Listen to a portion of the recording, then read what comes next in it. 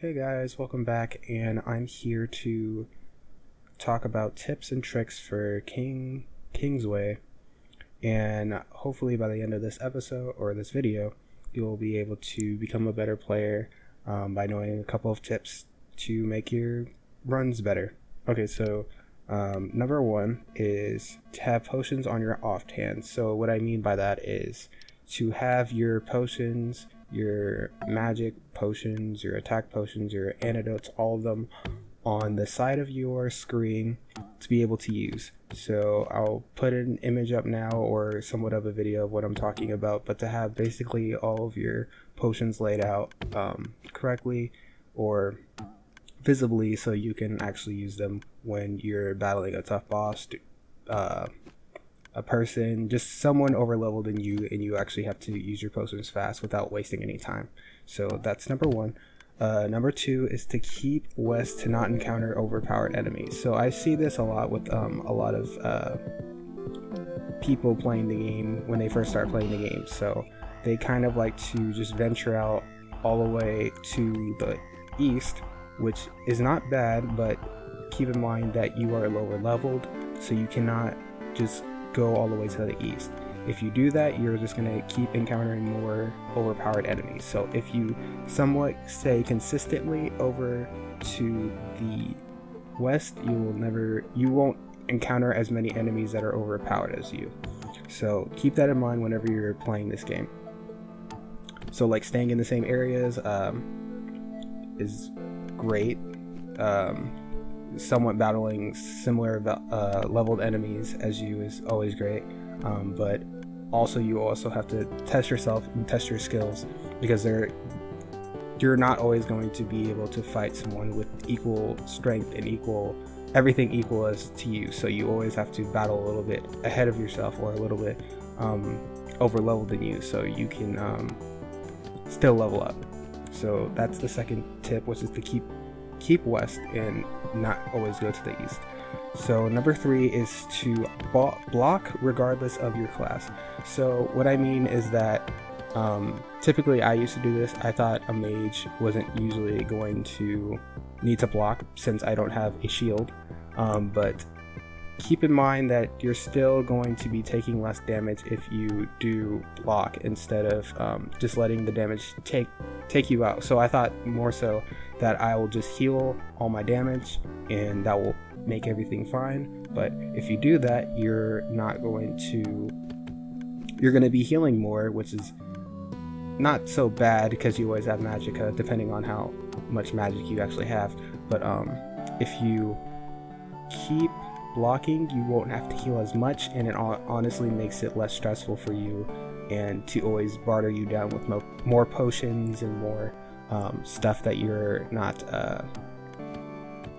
always prepared for. So always block, don't always use potions. And number four is skill points. So skill points, I prefer to put skill points in the preferred skill that you want to learn. So let's say strength or magic, depending on those two. I'm not really considering health, because health is pretty generous in this game and they always level you up accordingly to your health. So I don't feel it's necessary to put health in as much as the other skills. So what I say is whatever your preferred build type is. So let's say you're a mage, you're gonna go more so for magic.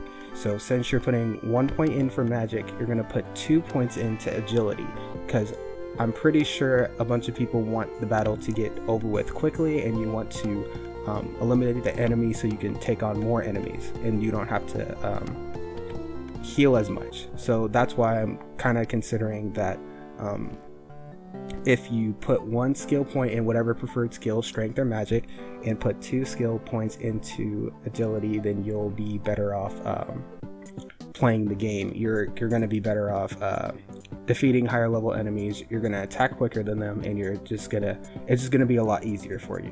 So number 5 is to sell useless items or items you'll never use again. So I had a big problem with this. Usually the opposite way is I'll just keep everything and I will just never sell it.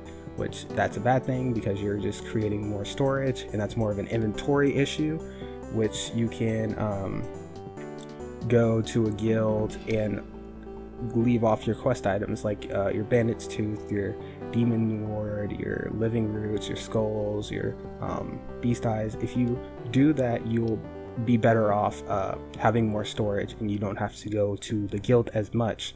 But also keep in mind, you're still going to have to go to a inn or not an inn, but an outpost or something like that, so that you can sell some of your items. You could sell your shirts, your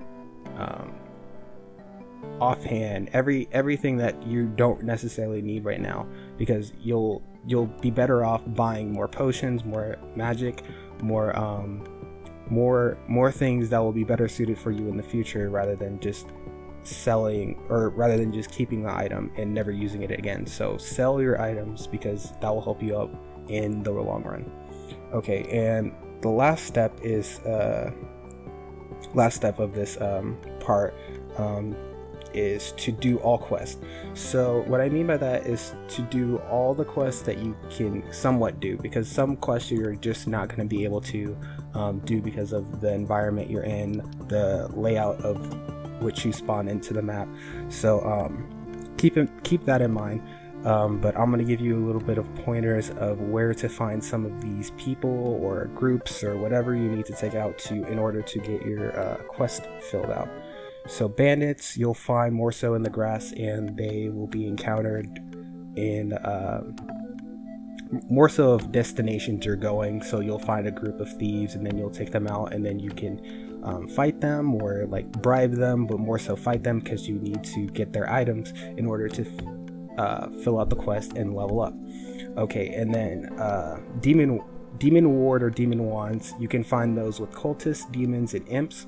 So you'll find those more so in the mountains. If you find them, kill them, and then take their demon ward and sell it at the guild.